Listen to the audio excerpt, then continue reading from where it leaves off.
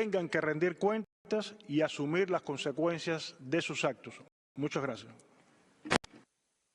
Merci. Je donne la parole au distingué représentant du Sénégal. Merci, Monsieur le Président. Ma délégation souscrit aux déclarations de ces groupes d'appartenance et remercie le Haut-Commissaire aux droits de l'homme pour la présentation de son rapport sur les territoires palestiniens occupés, y compris Jérusalem-Est.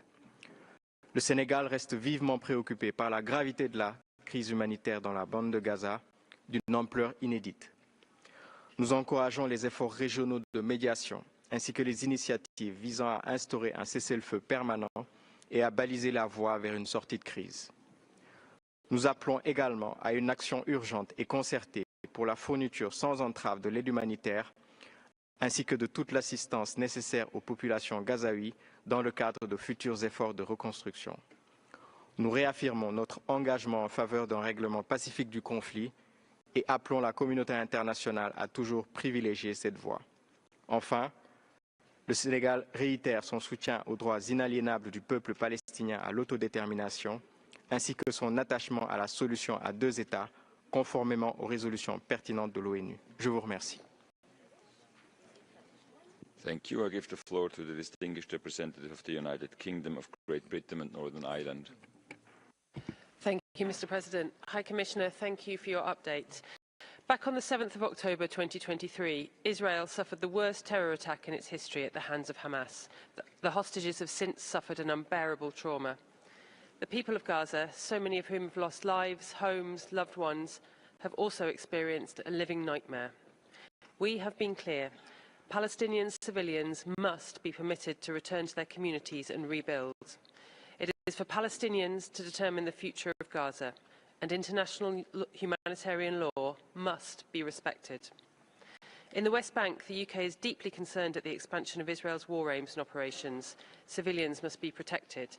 But let me be clear, the UK is opposed to the existence of Item 7. We want to see all countries face appropriate scrutiny of their human rights record, but oppose the disproportionate focus of this item. Mr. President, the UK has urged all parties to sustain the ceasefire deal, implement the agreement in full, and support efforts to move to Phase 2 and a sustainable peace. Indeed, let me reaffirm once again our support for a credible pathway towards a peaceful future for both Palestinians and Israelis based on a two-state solution where they live side by side in peace, dignity and security. Thank you. Thank you. I give the floor to the distinguished representative of Qatar. السيد الرئيس، إن المأساة الإنسانية للشعب الفلسطيني والجرائم البشعة والانتهاكات الصارخة والمنهجية التي ترتكبها إسرائيل القوى القائمة بالاحتلال ليست حديثة ولا يمكن تبريرها بحق الدفاع عن النفس، فهي تمتد إلى أكثر من 7 عقود، وليس من العدل والإنصاف المساواة بين الجلاد والضحية. إن القطاصة الإسرائيلية وحالة الإفلات من العقاب السائدة والتي تعطيها شعورا بأنها فوق القانون تدفعها إلى الإمعان في تنفيذ جرائمها وانتهاكاتها في قطاع غزة والضفة الغربية، وتنفيذ سياسات العقاب الجماعي والتجويع والتدمير والاستهداف المتعمد للمرافق المدنية والمستشفيات ومنع المساعدات الإنسانية ومواصلة ممارستها العنصرية والاستيطانية ومحاولة تهويد القدس الشريف. وأمام هذه الانتهاكات وجرائم الإبادة التي ترتكبها قوات الاحتلال ندعو المجتمع الدولي إلى التخلي عن المعايير المزدوجة وممارسة المزيد من الضغط واتخاذ جميع الإجراءات اللازمة لضمان امتثال إسرائيل القوانين الدولية وضمان مساءلة جميع المسؤولين عن الانتهاكات والجرائم التي حدثت بحق الشعب الفلسطيني. تجدد دولة قطر ختاما رفضها القاطع لمحاولات تهجير الشعب الفلسطيني من أرضه، ونذكر بالرأي الاستشاري الصادر عن محكمة العدل الدولية في 19/2024، وندعو المجتمع الدولي إلى اتخاذ جميع الخطوات اللازمة لإنهاء الاحتلال الإسرائيلي وحماية الشعب الفلسطيني وتنفيذ حل الدولتين والاعتراف بدولة فلسطين على حدود 67 وعاصمتها القدس الشرقية. شكرا السيد الرئيس.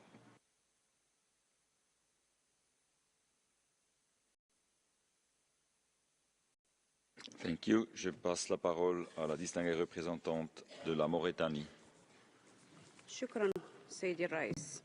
يضم وفد بلادي صوته إلى دعوة المفوض السامي لوقف جميع الأعمال العدائية والفورم بالأراضي الفلسطينية المحتلة وضمان وصول المساعدات الإنسانية دون عوائق وإعادة المهاجرين الفلسطينيين إلى ديارهم ورفع القيود المفروضة على الخدمة الأساسية بما في ذلك الرعاية الصحية التي تأثرت بشكل كارثي خصوصا بالنسبة للنساء والفتيات.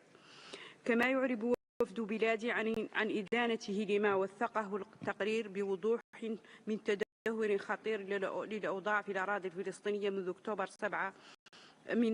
7 أكتوبر 2023، حيث شهدت هذه الفترة انتهاكات جسيمة للقانون الدولي الإنساني وحقوق الإنسان في ظل استمرار العمليات العسكرية التي أسفرت عن ارتقاء ما يقارب 50,000 شهيد وإصابة ما يزيد على 100,000 آخرين، إضافة إلى تعميق الأزمة الإنسانية بسبب التهجير القسري والحصار المفروض على غزة.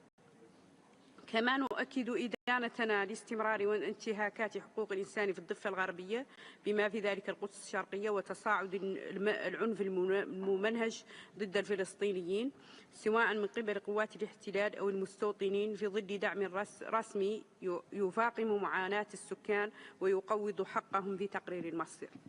سيدي الرئيس، إن استمرار غياب المساءلة قد أدى إلى تطبيع هذه الانتهاكات مما يستدعي تحركا دوليا عاجلا لضمان محاسبة جميع الأطراف المتورطة وفقا لما دعا إليه التقرير من تحقيقات مستقلة. Je donne la parole au distingué représentant de la Tunisie.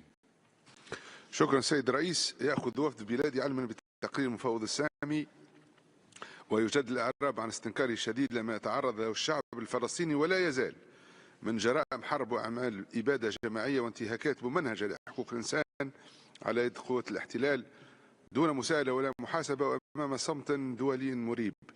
وإذ نؤكد من جديد على إدانة تونس بأشد العبارات لهذه الجرائم والانتهاكات، فإننا نهيب بالمجموعة الدولية أن تتحمل مسؤولياتها القانونية والأخلاقية في إطار الإيمان بالمساواة وبقيم العدالة والكرامة وبحرمة الذات البشرية بعيدا عن ازدواجية المعايير، وتتحرك فورا وبشكل فاعل ومسؤول لمنع كل مخططات التهجير القسري والاستيطان وانتهاك الأماكن المقدسة. كما نؤكد على وجوب فرض امتثال قوة الاحتلال التدابير التي أقرتها محكمة العدل الدولية وتنفيذها لقرار الجمعية العامة بشأن الرأي الاستشاري للمحكمة حول عدم قانونية الاحتلال ووجوب إنهائه الفوري وتفكيك الاستيطان. وفي الختام نؤكد مرة أخرى على موقف تونس الثابت والمبدئي المتعلق برفض تهجير الفلسطينيين وبحق الشعب الفلسطيني غير قابل للتصرف أو السقوط بالتقادم في استعادة حقه السليب في كل أرض فلسطين وإقامة دولته المستقلة وعاصمتها القدس الشريف. شكرا سيد الرئيس.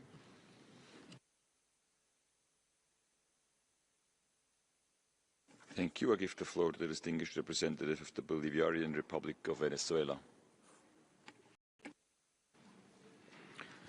Gracias, presidente. Señala el informe del alto comisionado que la situación en el terreno ha afectado a todos los derechos de los palestinos, incluido el derecho a la autodeterminación, siendo su pueblo objeto de bloqueos y cierres que equivalen a un castigo colectivo, y que dichas acciones han generado una crisis humanitaria catastrófica, entre otras razones por las restricciones de la ayuda humanitaria, el desplazamiento de aproximadamente el 90% de la población, la destrucción masiva de hospitales y otras infraestructuras civiles.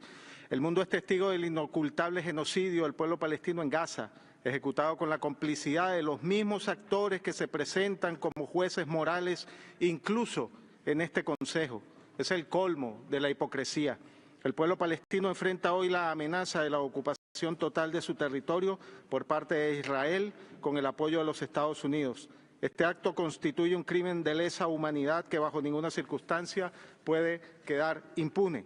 Hacemos un llamado a la comunidad internacional para fortalecer los acuerdos de cese al fuego y exigimos a Israel poner fin a más de 75 años de ocupación ilegal que viola flagrantemente el derecho internacional y la Carta de las Naciones Unidas. Señor presidente, Venezuela no se cansará de alzar su voz en defensa del derecho a la vida y a la autodeterminación del pueblo palestino. Abogamos por el fin del conflicto y la reconstrucción de Gaza, incluyendo una justa reparación a las víctimas y la debida rendición de cuentas por las vías del derecho humano. Muchas gracias. Thank you.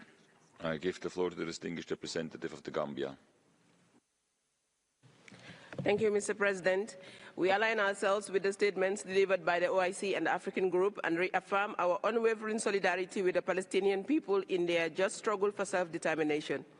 The systematic destruction of civilian infrastructure in Gaza and general disregard for international humanitarian law, as highlighted in the HITSIS report, are a cause for alarm. We are equally concerned by the indiscriminate killing of civilians as well as the wanton destruction of Palestinian homes, which has resulted in forceful displacement. As well, it is highly regrettable that the orders of the International Court of Justice have been lightly ignored.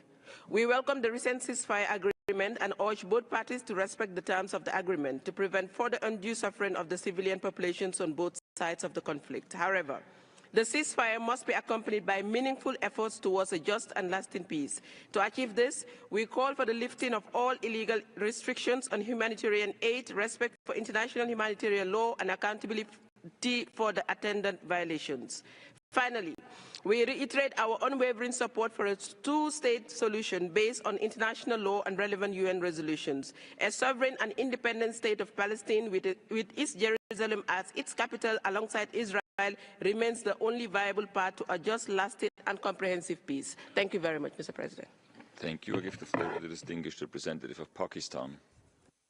Mr. President, we thank the High Commissioner for presenting the report pursuant to HRC Resolution 5528. Pakistan remains gravely concerned over the unconscionable human rights and humanitarian situation in illegally occupied Palestinian territory, particularly Gaza. We reject any false equivalence between the occupation forces and those under illegal occupation as inconsistent with international law. We condemn in strongest terms the staggering loss of civilian life and wholesale destruction of civilian infrastructure throughout the OPT by the occupying power. Notwithstanding the current ceasefire, a just and lasting peace requires the primacy of international law, starting with the right to self-determination to be re-established. The occupation must be held to account for attempting to dismantle the international legal framework with its brazen disregard for the obligations under international human rights law and international humanitarian law. We unequivocally reject any proposals that seek to displace or relocate Palestinian people from their ancestral homeland as unacceptable, and it constitutes a flagrant violation of every cardinal principle of international law and the purpose and principles of the UN Charter. Pakistan underscores the urgent necessity of unhindered humanitarian support at scale to the Palestinian people. Israel's illegal occupation of Palestine must end in line with the ICJ's advisory opinion and relevant resolutions of the UN and the OIC. Thank you. Thank you. I give the floor to the distinguished representative of Argentina. Muchas gracias, señor presidente. El 7 de octubre del año 23, Israel sufrió el ataque más mortífero contra el pueblo judío desde el Holocausto. Esto no fue una escalada de violencia ni un conflicto con responsabilidades compartidas. Fue un acto deliberado de terrorismo llevado a cabo por Hamás. La masacre, que tuvo como blancos civiles inocentes, incluidos ancianos, mujeres que padecieron agresiones de todo tipo, niños, inclusive de cortísima edad, asesinados a manos de los terroristas, conmocionaron al mundo y subrayaron la gravedad de esta agresión. Señor presidente, la República Argentina condena de la forma más enérgica el informe del Alto Comisionado que se presenta bajo el mandato de la Resolución 5528. Este informe desvirtúa todos los principios que Naciones Unidas dice defender. Es inaceptable e inconcebible que el documento procure una mitigación del horror que está a la vista de todos. No existe equivalencia moral entre Israel y Hamás. Israel es un Estado democrático que como nación soberana y por legítima defensa tiene la obligación de proteger a su población frente a un ataque de tamaña atrocidad. Muchas gracias, señor presidente. Thank you. I give the floor to the distinguished representative of Libya. شكرا سيد الرئيس.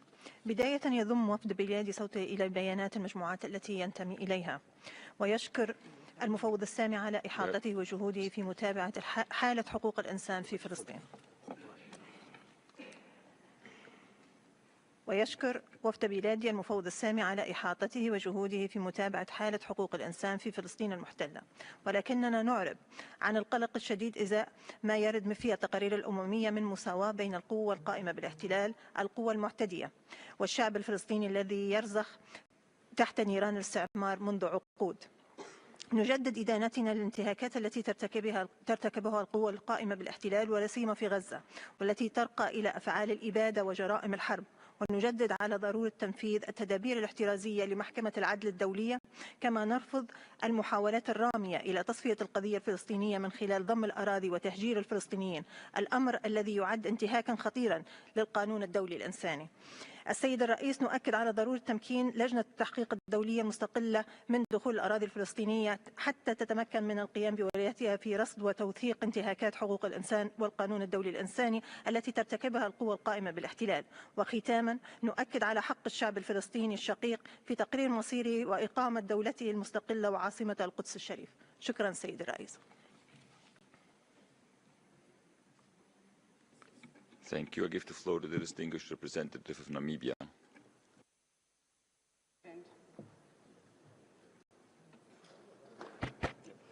Thank you, Mr. President. We thank the High Commissioner for his report. We, however, remain deeply disturbed by the persistent lack of accountability for Israel's violations and abuses perpetrated against the Palestinian people in the OPT.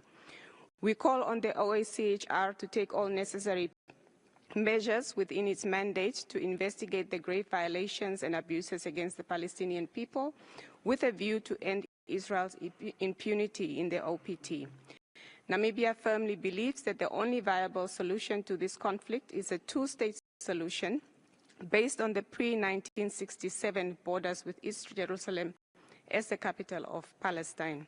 We denounce any plans to forcibly displace the Palestinian people from their land, and we call on the international community to exert pressure on Israel to end the illegal occupation of Palestinian land in accordance with the relevant UN resolutions and the ICJ rulings. I thank you, Mr. President. Merci. Je donne la parole au distingué représentant du Niger. Merci, Monsieur le Président. Le Niger salue et remercie le Haut-Commissaire pour son rapport sur la situation des droits de l'homme dans les territoires palestiniens occupés, y compris Jérusalem-Est. Ma délégation exprime sa profonde préoccupation face à la persistance de l'occupation des territoires et des attaques perpétrées contre des personnes et des services de base en violation flagrante du droit international humanitaire et du droit international, et condamne dans les termes les plus énergiques les atrocités brutales commises par la puissance occupante contre les civils palestiniens depuis plus de 7 décennies. En particulier, les dernières brutalités horribles qui sont d'une autre génération. À ce titre, ma délégation exhorte la communauté internationale, en particulier sa composante dite libre et démocratique, à faire arrêter cette forme inavouée de punition collective en cours à Gaza, conformément aux valeurs que la dite composante prétend défendre dans d'autres coins du monde, y compris au moyen des sanctions économiques et financières. Pour finir, le Niger réaffirme son soutien à la solution à deux États, Israël et Palestine, vivant côte à côte dans la paix, la sécurité et la confiance mutuelle sur les frontières d'avant 1967, fondée sur un État de Palestine libre et sûr, conformément aux résolutions pertinentes de l'ONU, notamment la résolution 1515 du 19 novembre 2003 du Conseil de sécurité, celle gage d'une paix durable. Je vous remercie. Merci. I give the floor to the distinguished representative of Thailand. Thank you, Mr. President. Thailand thanks to High Commissioner for the report. Thailand welcomes the ongoing implementation of the ceasefire and hostage release agreement in the Gaza Strip. We commend all international efforts in this regard. It is imperative that all parties continue to fulfill their commitments and that all three phases of the ceasefire agreement are fully implemented, most urgently on the release of all hostages and detainees, to further de-escalate tensions and foster an environment conducive to achieving a peaceful solution. It is crucial that all parties respect international law, including international human rights and humanitarian law. A timely and unimpeded access to humanitarian assistance by the Palestinian people and all those in need must also be ensured.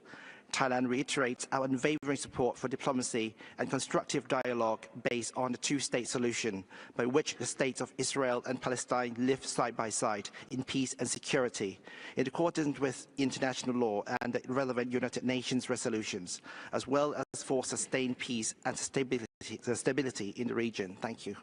Thank you. I give the floor to the distinguished representative of China.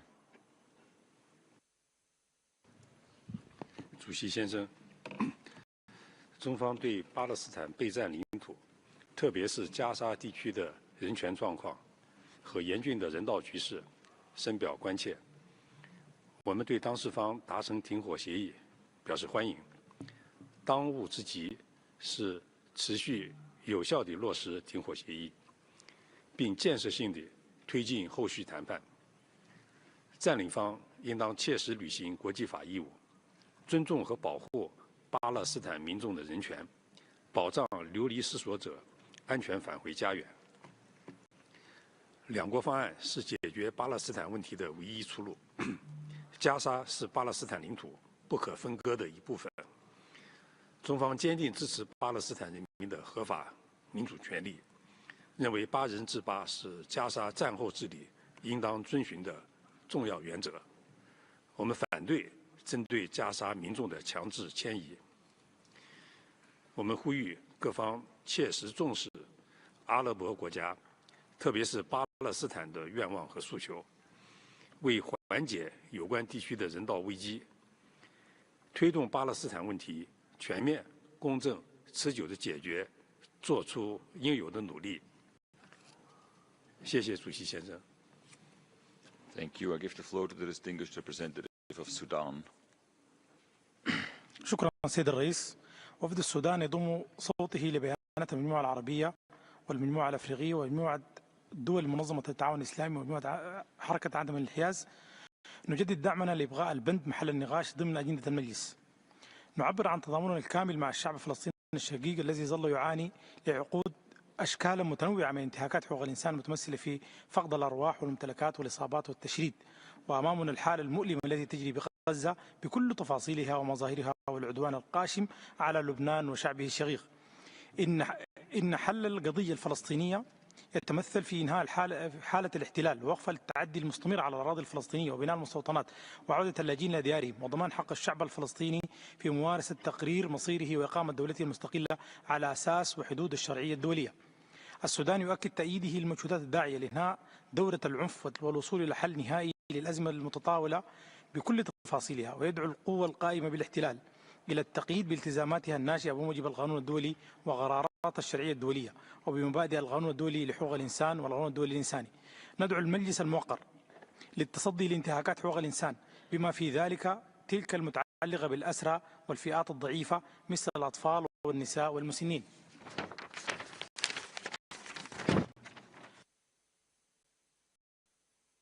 Microphone, sorry. الثاني في السودان يشيد في هذا الإطار بالدعم المقدم عبر الأمم المتحدة والنظام الدولية أو عبر الدول، ويرحب بالتمويل المقدم. السودان يدعو المجتمع الدولي لمضاعفة الجهود للاستجابة للأزمة الإنسانية في غزة، ويشيد في هذا الإطار بالدعم المقدم عبر الأمم المتحدة والنظام الدولية أو عبر الدول، ويرحب بالتمويل المقدم لوكالة النروة حتى تتمكن من مواصلة مجهوداتها القيمة في دعم الشعب الفلسطيني. وشكرا سيد الرئيس. Thank you, and sorry about the interruption. I give the floor to the distinguished representative of Uganda.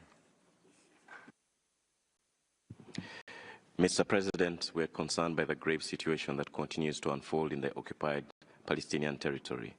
Uganda welcomes the current ceasefire and the recent release of captives. We reiterate the need for a permanent ceasefire in Gaza to safeguard civilians and any further destruction. We commend the efforts of Egypt, Qatar, and United States in this regard. The humanitarian impact of the conflict on civilian population demands urgent attention and resolution. We call on the international community to increase humanitarian assistance and also call for all necessary support towards the reconstruction of the destroyed infrastructure in Gaza. We call for an end to the blockade and the expansion of settlement activity, which continues to be a significant driver of tension and violence. As fragile as it is now, the international community, regional actors, the parties, and all of us must exert all efforts to pursue a just and comprehensive peace in the Middle East. This should be based on relevant UN resolutions to achieve a two-state solution with Israel and Palestine living side by side in peace and security. I thank you. Thank you. Je donne la parole à la distinguée représentante du Liban. Merci, Monsieur le Président. Lebanon thanks the High Commissioner and OHCHR for their monitoring of the current dramatic events in the OPTs. We have reached the phase where occupation, violence, denial of rights, and dehumanization are in full sway. Palestinian civilians are massacred and deprived of life basic necessities. They are forcibly displaced and exposed to starvation and epidemics. Furthermore, by hindering access to humanitarian aid and by vilifying UN agencies, including UNRWA, the occupying power dashes the hopes of Palestinians for a better future. This terrifying situation largely stems from the international community's inability to rein in Israel or to hold it accountable for its numerous violations of IHL and human rights of Palestinians. We hope that the Gaza ceasefire will be durable and would pave the way for ending the occupation. There is no alternative to a just and lasting solution to the conflict that safeguards the Palestinian people's rights, including to self-determination. This is key for preventing further subjugation of the Palestinians and for preserving the credibility of the principles we are supposed to uphold in this Council, let alone security and stability in the Middle East region. I thank you, Mr. President. Thank you. I give the floor to the distinguished representative of Iceland. Mr. President, a long-awaited ceasefire in Gaza has brought cautious hope to us all. It has provided an opportunity to bring life-saving humanitarian assistance to Palestinians in Gaza and in the longer term must provide basis for them to rebuild their lives after a most devastating war. The High Commissioner's report outlines a long-standing lack of accountability and environment of impunity in Israel. This has continued to enable violations of international law with an unprecedented impact on the lives and rights of Palestinians. This is unacceptable.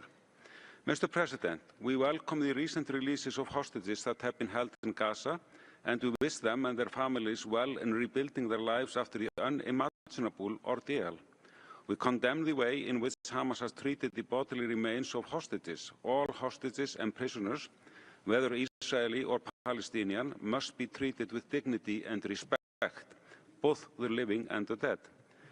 They should be neither paraded nor degraded. Regrettably, we meet at a time when the ceasefire in Gaza seems very fragile. Let me unequivocally call on all parties to ensure that the ceasefire is upheld. War should not be an option, let alone an objective. The ceasefire must not fail. Thank you. Merci. Je donne la parole au distingué représentant du Luxembourg. Merci, Monsieur le Président. Le Luxembourg s'associe à la déclaration de l'Union européenne et remercie le Haut-Commissaire pour son rapport. Après 15 mois de conflit marqués par des violations systématiques des principes du droit international humanitaire et des droits humains et des souffrances indescriptibles de la population civile, il est aujourd'hui vital de préserver le cessez-le-feu et de garantir l'accès continu de l'aide humanitaire à Gaza. Nous appelons le Hamas à libérer tous les otages dans le respect de leur dignité.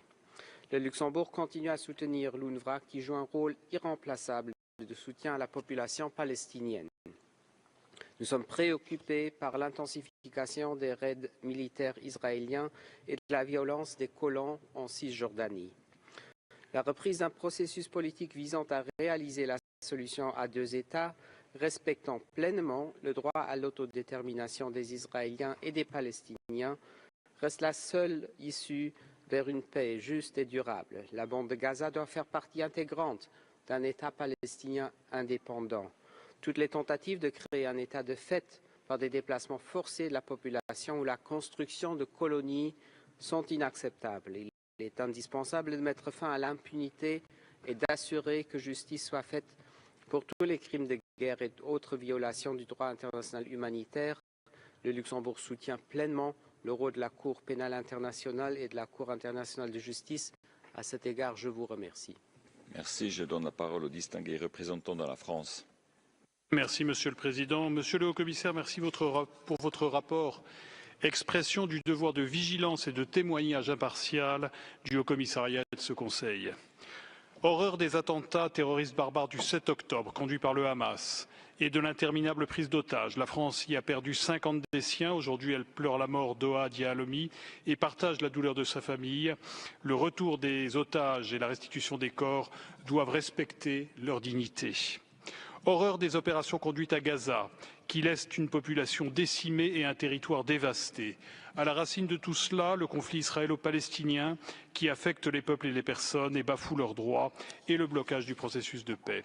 Pour revenir à la paix, la France appelle tout d'abord au respect par toutes les parties de l'accord de cessez-le-feu. L'accès à toute la bande de Gaza doit être garanti par Israël aux acteurs humanitaires et le travail de ces derniers facilité conformément au droit international humanitaire. La France déplore les victimes civiles et les déplacés provoqués par les opérations israéliennes dans le nord de la Cisjordanie. Elle appelle les autorités israéliennes à assurer, conformément au droit international, la protection de la population civile. La colonisation illégale doit cesser, tout comme les violences commises par certains colons. La France est mobilisée en faveur de la mise en œuvre effective de la solution à deux États. C'est dans cet objectif qu'elle coprésidera à New York en juin 2025 avec l'Arabie saoudite une conférence internationale pour la mise en œuvre de cette solution. Je vous remercie. Merci. Je donne la parole au distingué représentant de la Belgique. Thank you, High Commissioner, for your report. With Gaza ceasefire in place, reports like yours are fundamental to achieve, if not now, then in the future, accountability for the violations of IHL and of international human rights law by Israeli forces, Hamas and others. Accountability is a crucial part of any process of transitional justice and ultimately sustainable peace.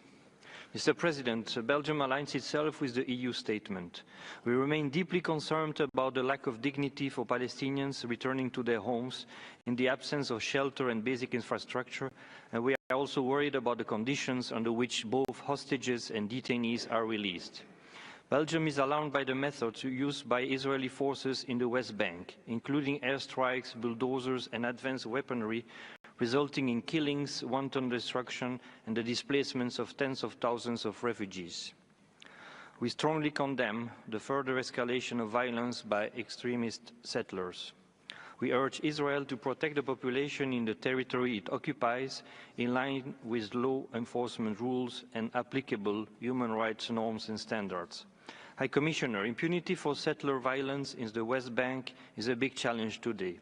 How could it affect the prospects for a lasting ceasefire and a two-state solution? I thank you. Thank you. I give the floor to the distinguished representative of Bahrain.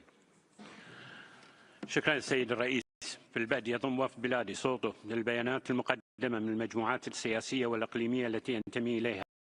هذا وقد أحطنا علما بمضمون تقرير المفوض السامي محل النظر، وإذ نؤكد على أهمية ما تضمنه من توصيات واستنتاجات وأهمية وضعها موضع التنفيذ لرفع المعاناة عن الشعب الفلسطيني. السيد الرئيس، يرزق المدنيون الفلسطينيون في قطاع غزة تحت وطأة مأساة مؤلمة متعددة الفصول، ليس فقط بسبب الأرواح التي أزحقت، بل وأيضا نتيجة حرمانها من الغذاء والماء والدواء والرعاية الصحية والتعليم والخدمات الأساسية، وحسب لزاما توفير المساعدات الفورية للمدنيين في غزة بما يتضمن تمتعهم بحقوقهم الأساسية الإنسانية، وبما يصون ويحفظ أرواحهم وكرامتهم ويقلل من حدة معاناتهم التي طال عمجها. سيد الرئيس، ختاما فإن مملكة البحرين تدعو المجتمع الدولي للاطلاع بمسؤولياته في فرض تطبيق القرارات الدولية وقواعد القانون الدولي الإنساني وحماية المدنيين الأبرياء والمساعدات الإنسانية لسكان قطاع غزة بشكل آمن وكامل واستدام، وتهيئة الأجواء الآمنة لإحياء عملية السلام لوضع الحصول على حل الدولتين المشروع بقامتها وعاصمتها القدس الشرقية. وشكرا سيد الرئيس. Thank you. I give the floor to the distinguished representative of Brunei Dar es Salaam. Thank you, Mr. President. Our full statement will be uploaded on the extranet.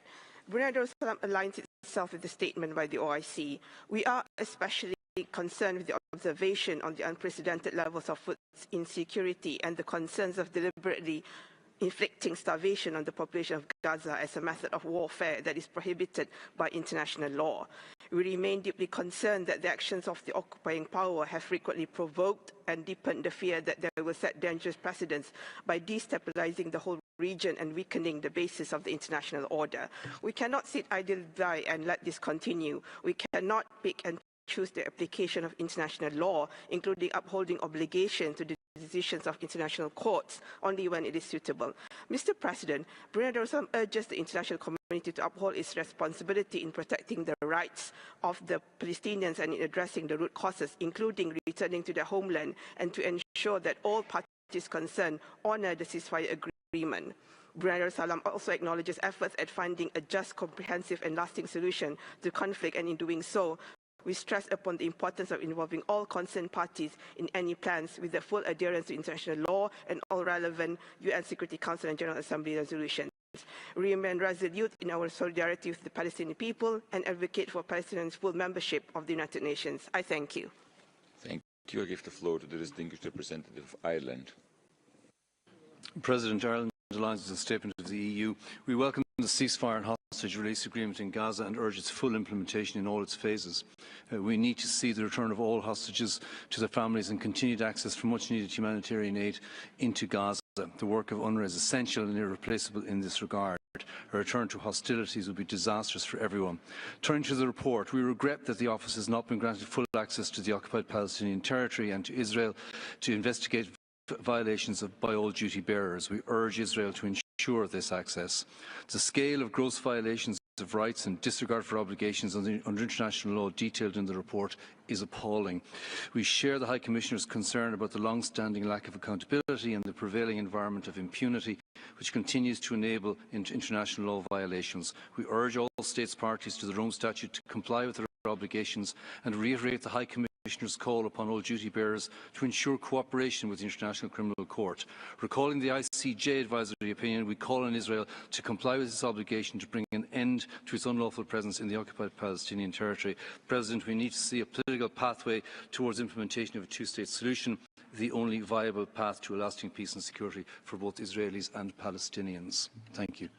Thank you. I give the floor to the distinguished representative of Bangladesh. Thank you, Mr. President. We thank the High Commissioner for his report. We also align with the OIC statement. Bangladesh strongly condemns the unspeakable atrocities on and indiscriminate killing of innocent Palestinian civilians, including women, children, older persons and persons with disabilities, particularly since October 2023. We demand the permanent end of Israeli brutalities in Palestine. The flagrant violation of international law by Israel for decades need to be addressed by the international community by holding Israel accountable and putting an end to the culture of impunity. Bangladesh reiterates its strong support for a lasting ceasefire. We call upon the international community to make Israel refrain from committing ceasefire violations. We call for rapid, safe, and unhindered provision of life-saving assistance to Gaza. We also call for undertaking rebuilding initiatives to ensure the rapid return of the displaced Palestinians to their homes. We call for full implementation of the provisional measures ordered by the ICJ relating to the proceedings brought under the Geneva Convention. Finally, Bangladesh reiterates its strong support for an end to Israel's occupation of Palestine and for a lasting and permanent solution that ensures the establishment of a sovereign and independent Palestinian state along pre-1967 borders with East Jerusalem as its capital. Thank you, Mr. President.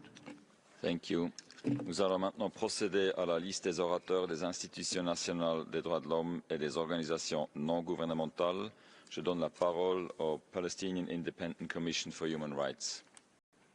President, among with all the dreadful crimes, crime against humanity, and the live-stream genocide in Gaza, Israel continues to escalate its violations by systematically withholding the bodies of Palestinians it has killed.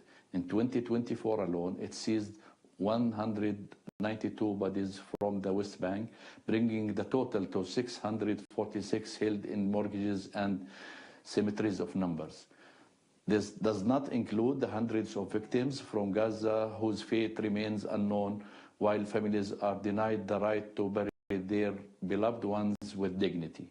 Among the the withheld bodies are 59 children, 67 prisoners who were killed or died in Israeli detention, and 9 women.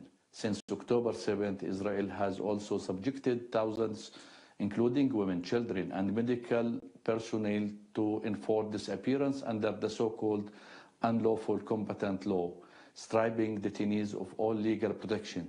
This is a war crime and a blatant violation of international law. We call on the Human Rights Council to demand the immediate return of all withheld bodies, pressure Israel to disclose the fate of the disappeared, and ensure accountability for these grave violations. The dignity of the dead is a fundamental human right, and the world must not remain silent. Thank you. Thank you. I give the floor to Defense for Children International. Mr. President, the lack of accountability is a core reason why the State of Israel has been able to carry out its campaign of genocide against the Palestinian people in the Gaza Strip and pursue its project of annexation in the occupied West Bank, including East Jerusalem. For decades, Israeli forces have systematically killed Palestinian children in huge numbers without consequence. The end of this systemic impunity will save the lives of countless Palestinian children and their families.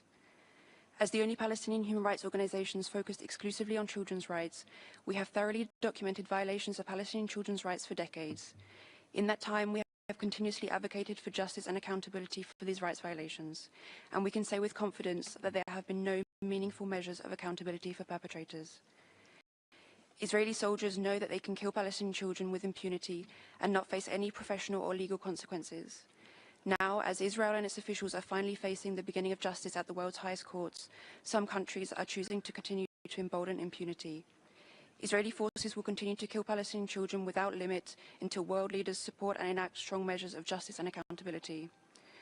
We strongly urge all member states to protect the integrity of investigations by the International Court of Justice and the International Criminal Court that aim to hold perpetrators accountable, including condemning sanctions and other punitive threats or actions towards members of the court, and use all available means to demand Israeli authorities uphold Palestinian children's rights as outlined in the Convention on the Rights of the Child, which the State of Israel has ratified. I thank you.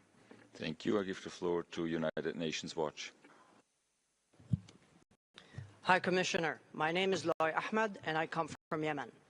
May I ask why your report mentions Israel 188 times, yet fails to mention the Islamic regime in Iran even once?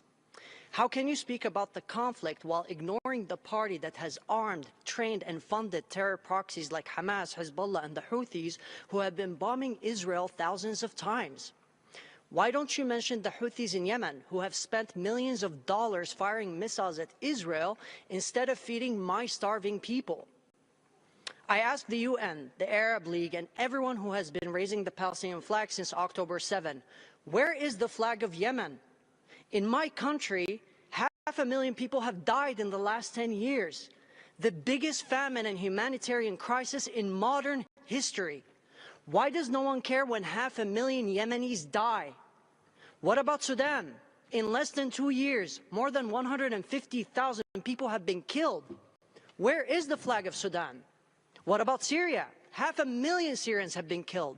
Where is the Syrian flag? High Commissioner, why is it that when Arabs kill millions of Arabs, no one bats an eye? Where is the outrage? And where are the protests? And why is Qatar sitting here as a member of the Human Rights Council when they host the Hamas terror leaders in luxury hotels? Thank you. I give the floor to Roland Center. The world now knows Palestinian savages murdered 9-month-old baby Kfir. Sorry.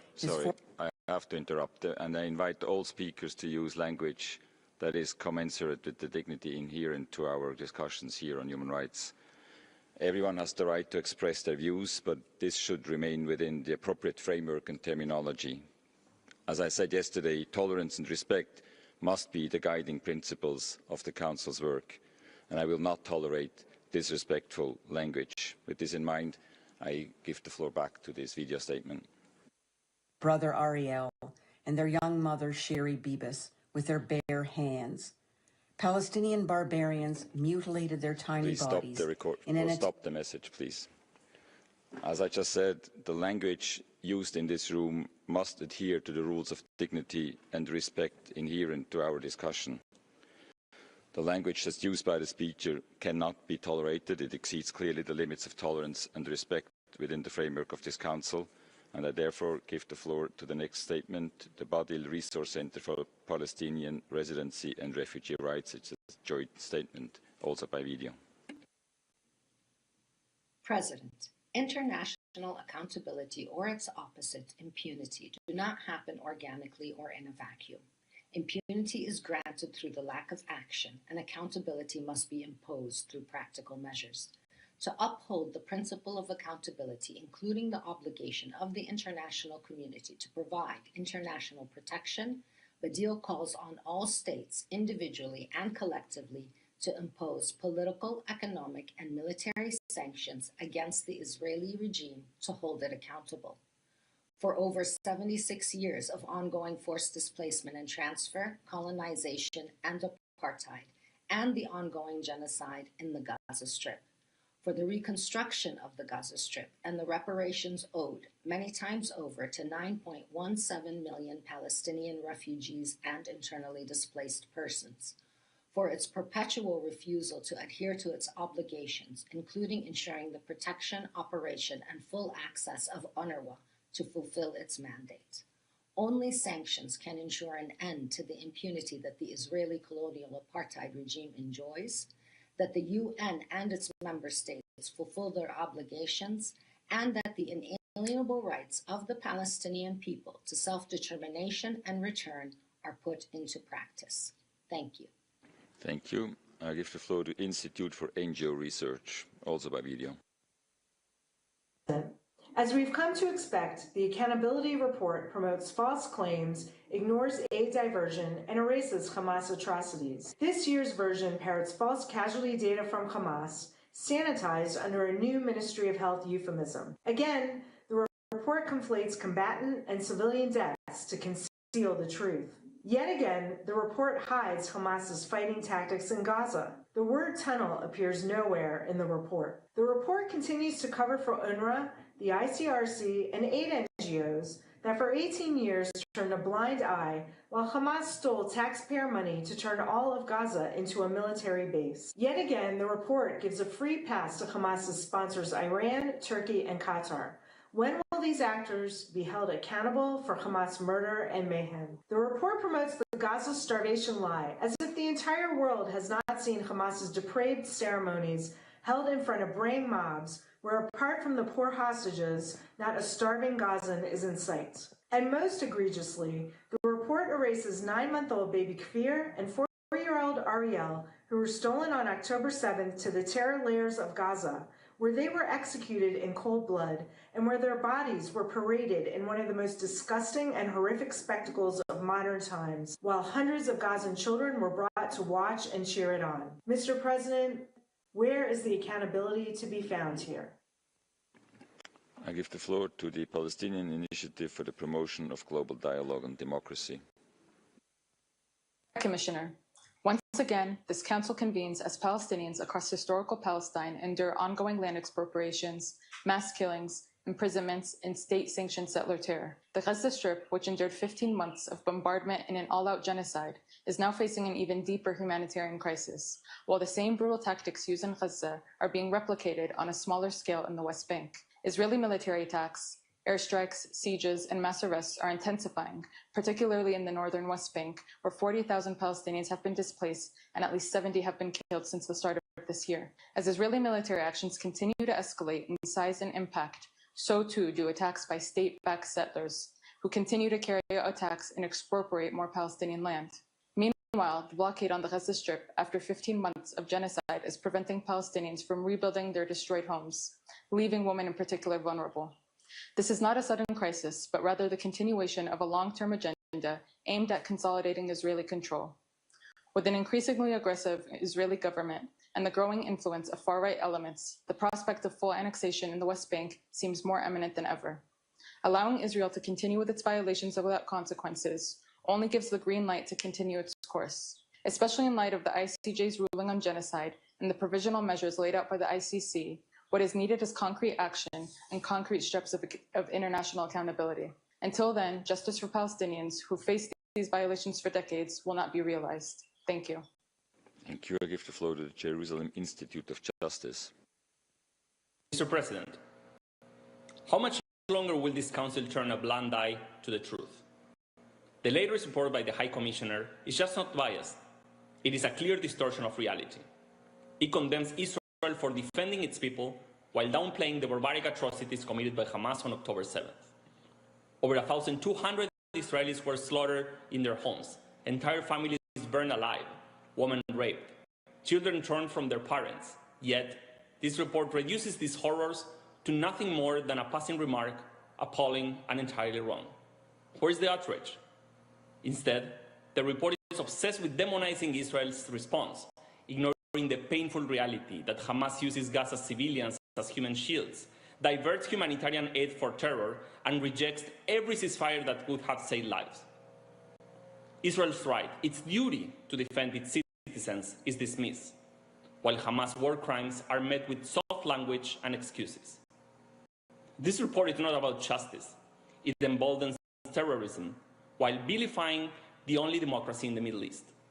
It ignores the suffering of Israeli victims and betrays the very principles this Council claims to uphold. Enough is enough.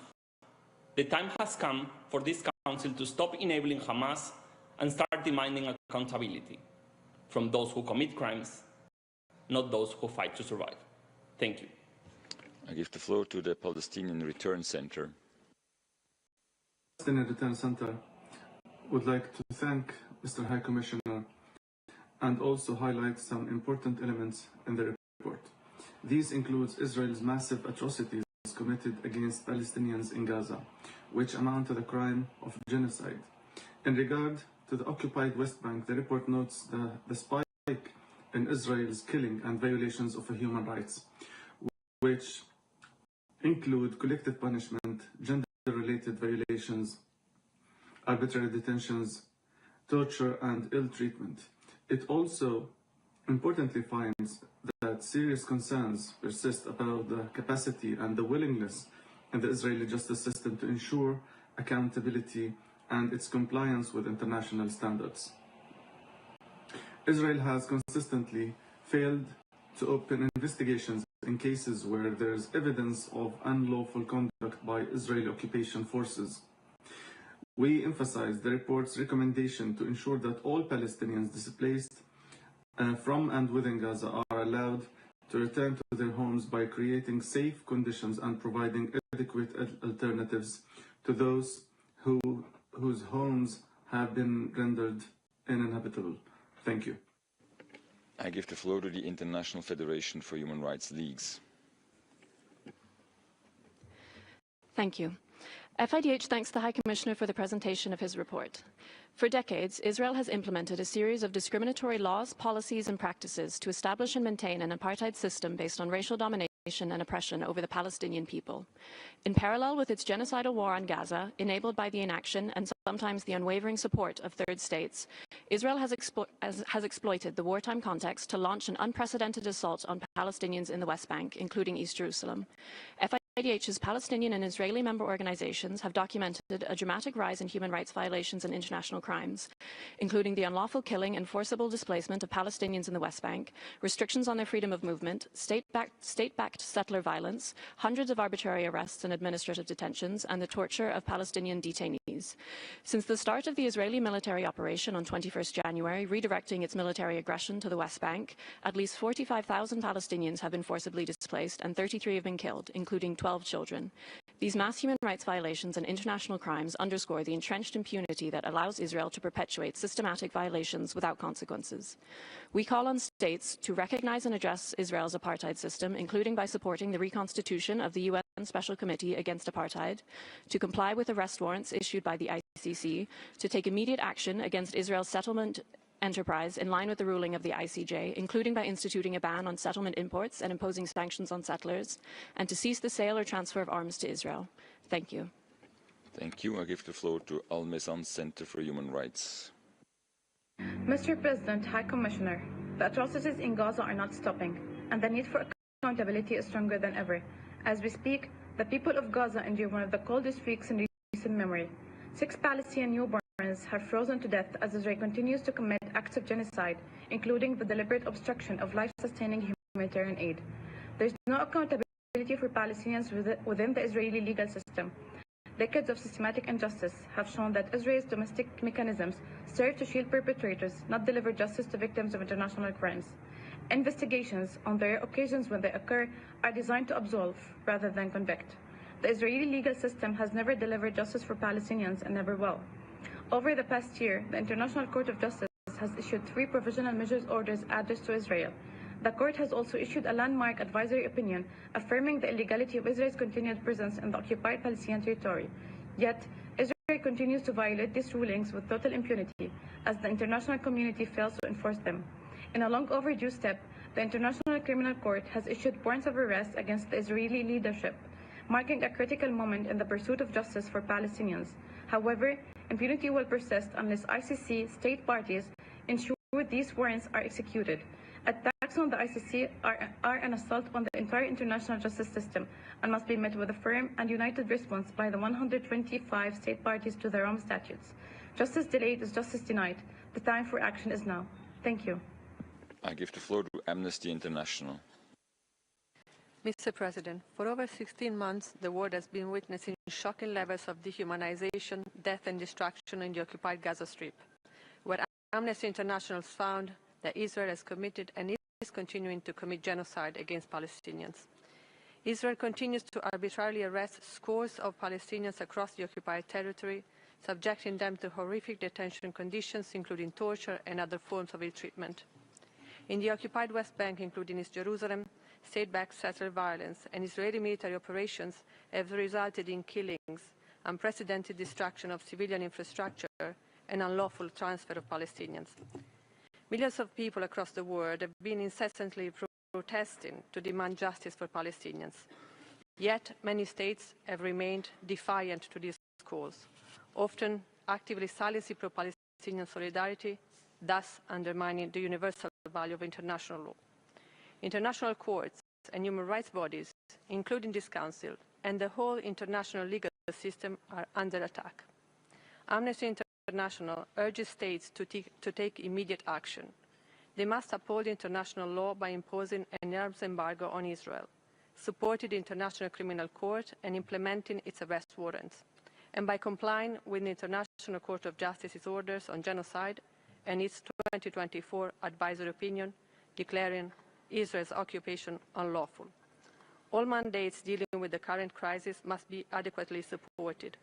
Palestinians' rights must be protected. Merci. Thank you, Mr. President. Merci. Ceci était la dernière intervention qui nous est possible d'écouter. Et je redonne maintenant la parole au haut-commissaire aux droits de l'homme pour ses remarques finales. Vous avez la parole. Merci, Monsieur le Président.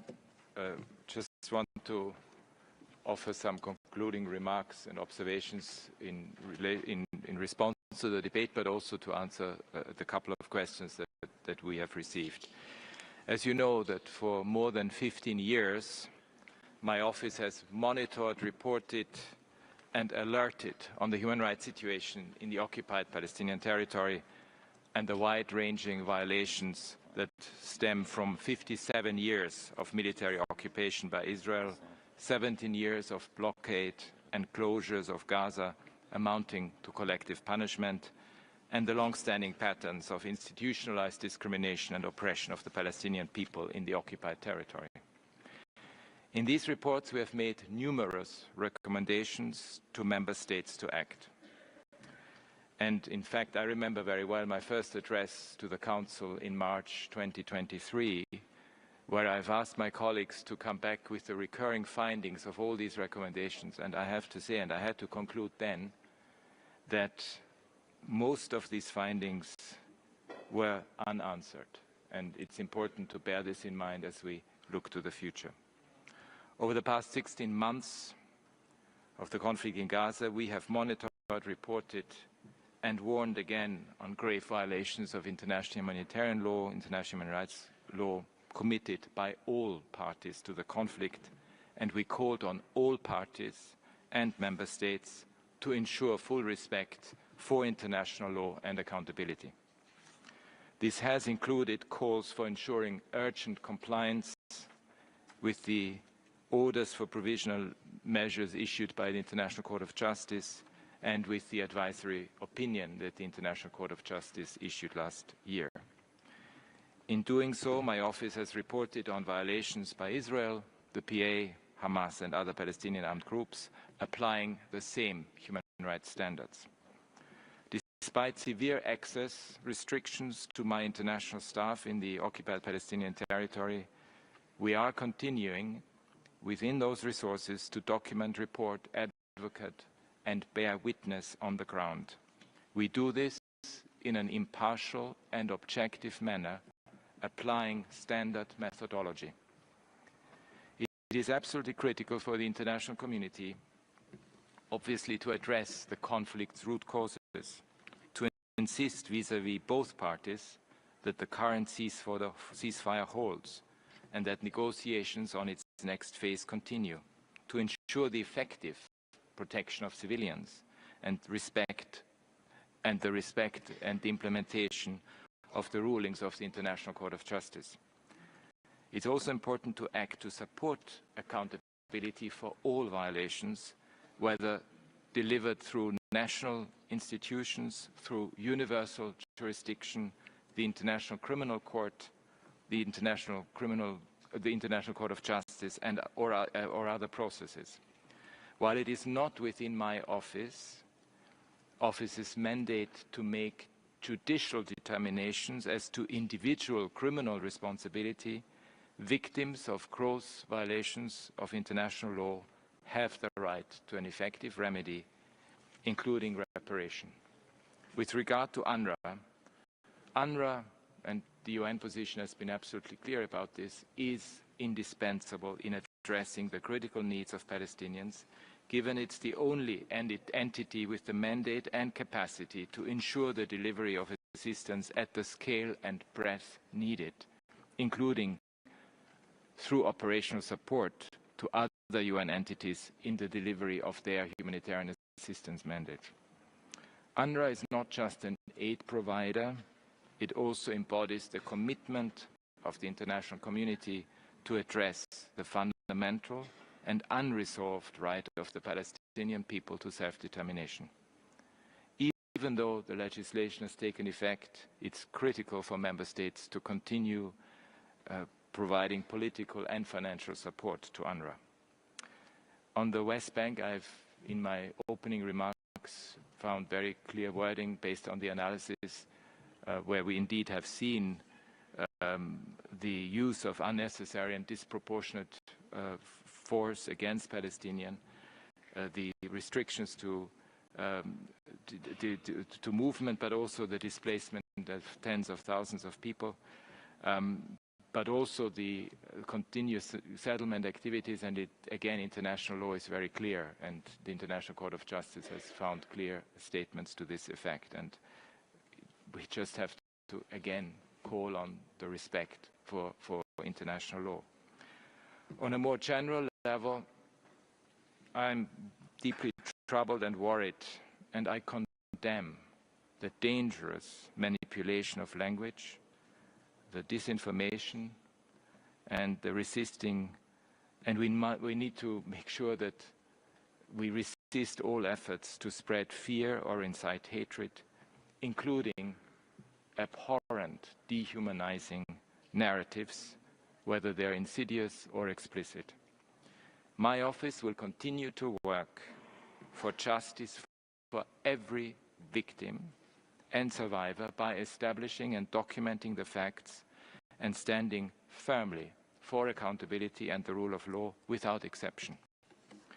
In the meantime, I reiterate my plea, my urgent plea for the ceasefire to hold, for each phase to be implemented by both sides in good faith and in full, and for all of us to do everything in our power to build on it in order for the occupation to end and for lasting peace, where the Palestinians have been able to exercise their right to self-determination, and both Palestinians and Israelis to live in equal dignity and rights. Thank you. Merci, Monsieur le Haut-Commissaire.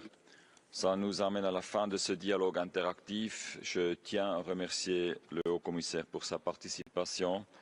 Nous allons prendre une très brève pause avant de commencer le dialogue interactif renforcé sur la situation des droits de l'homme en Érythrée. Merci.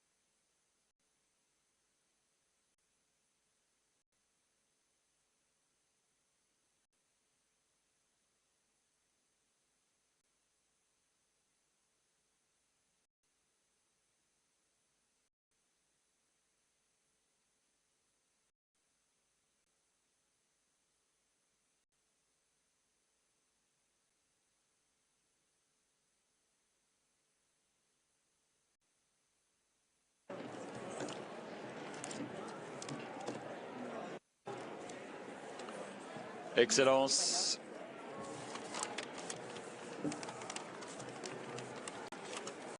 Excellences, distingués collègues, je vous prie de prendre vos places. On va continuer. S'il vous plaît.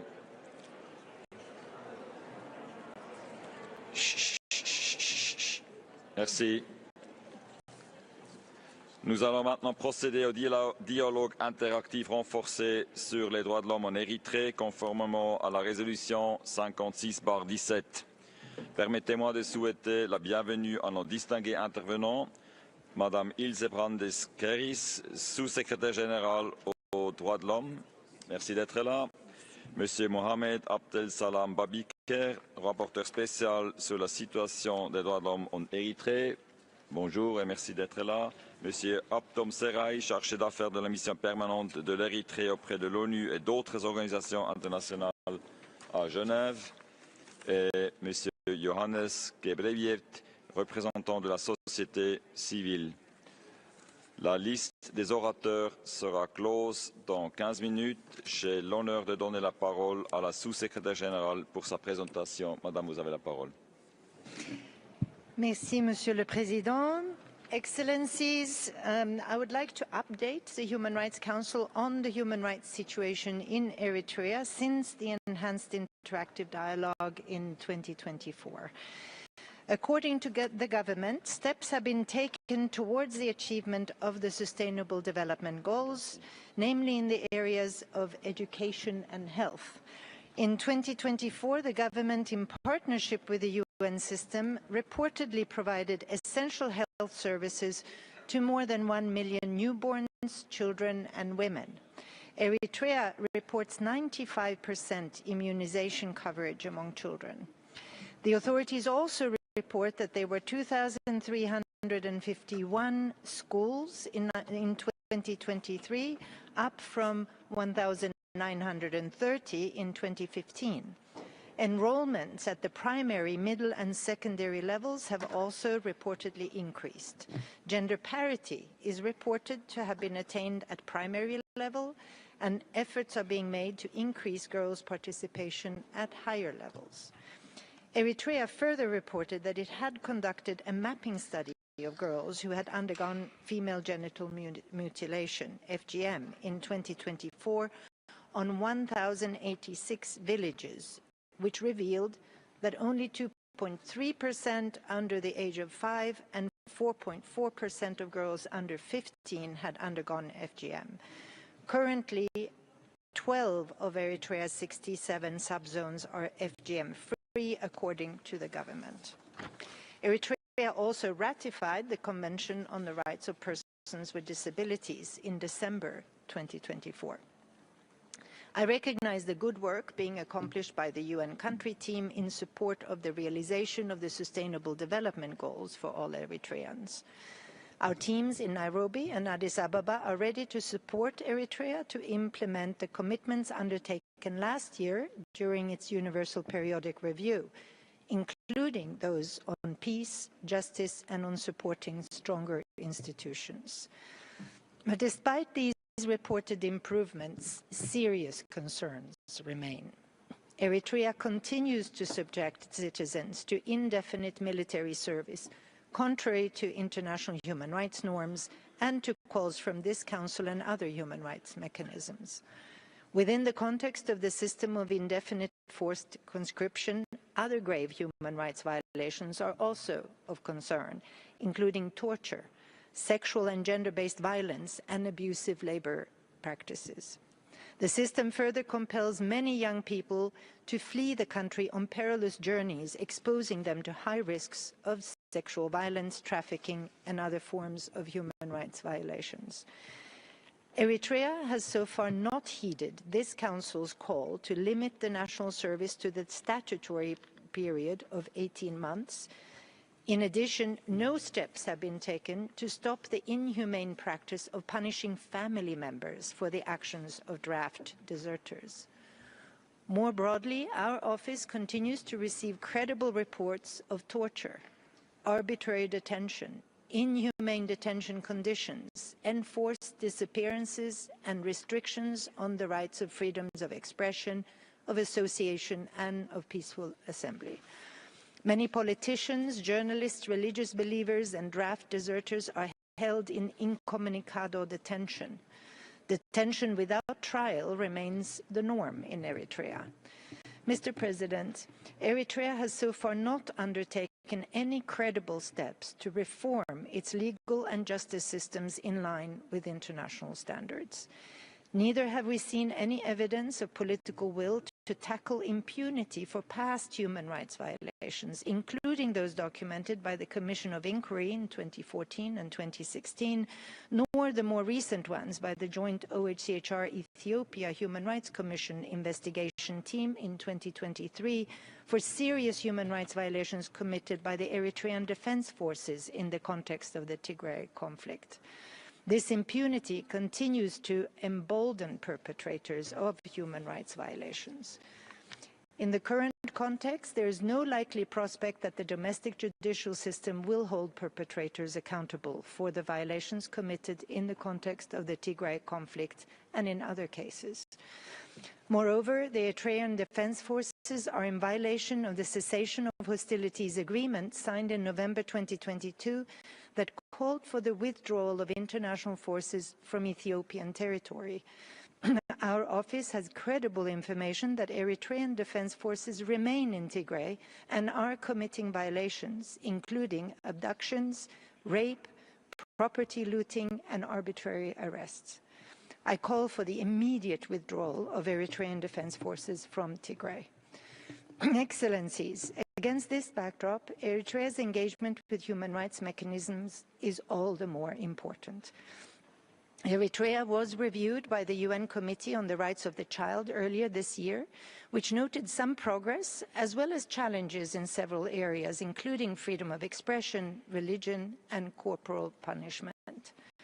Our office calls on Eritrea to extend full cooperation to international human rights mechanisms, including the Special Rapporteur on the situation of human rights in Eritrea and the relevant thematic special procedures mandate holders, namely those who have requested a visit, including the Working Group on Arbitrary Detention, the Special Rapporteur on Torture, and the Special Rapporteur on the Rights to Freedom of Peaceful Assembly and of Association. Our office also calls on Eritrea to submit overdue reports to the Human Rights Committee, the Committee on Economic, Social and Cultural Rights, the Committee on the Elimination of Racial Discrimination, and the Committee Against Torture. We stand ready to work with Eritrea to implement in good faith its commitment to strengthen our engagement.